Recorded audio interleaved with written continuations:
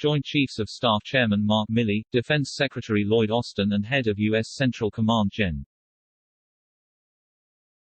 Mackenzie will testify before Congress next week, after the Pentagon warned of a potential resurgence of al-Qaeda in Afghanistan. The nation's top defense officials are scheduled to testify at a public hearing scheduled for Sept.28. The Senate Armed Services Committee announced Thursday, the whole community is kind of watching to see what happens and whether or not al-Qaeda has the ability to regenerate in Afghanistan, Austin told a group of reporters in Kuwait City on Thursday.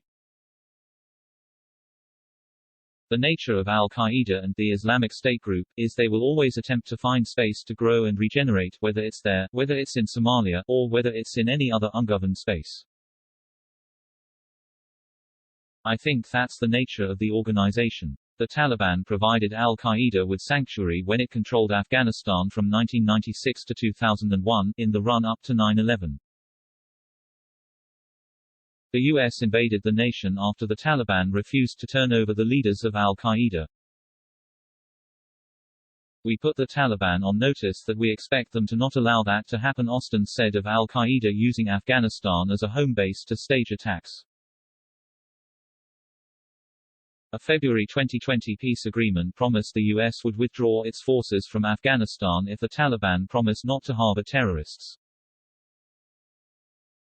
Austin and other members of the Biden administration have asserted the U.S. has over-the-horizon capabilities to contain al-Qaeda and other terrorist threats.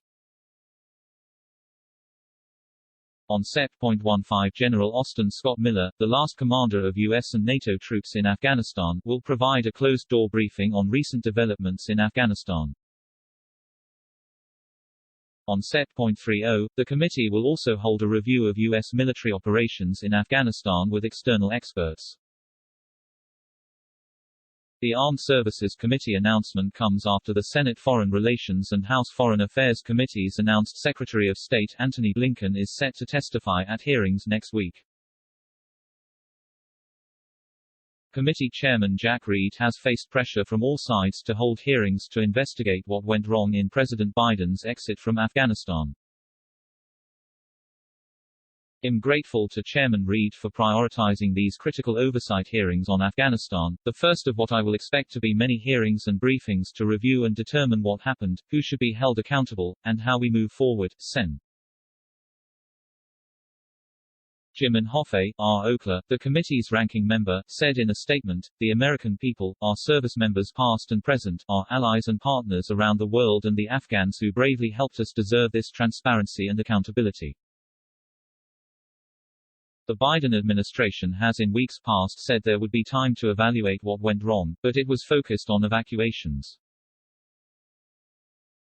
10 Senate Republicans, led by Senator Tommy Tuberville, ALA, sent a letter to Reed on Wednesday demanding hearings on Biden's withdrawal and a request for the Defense Department to preserve all records relating to the drawdown.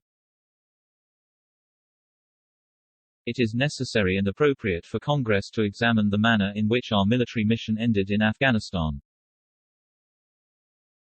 We should do so with transparency, candor, and a dedication to ascertaining the facts without regard to politics, Tuberville wrote.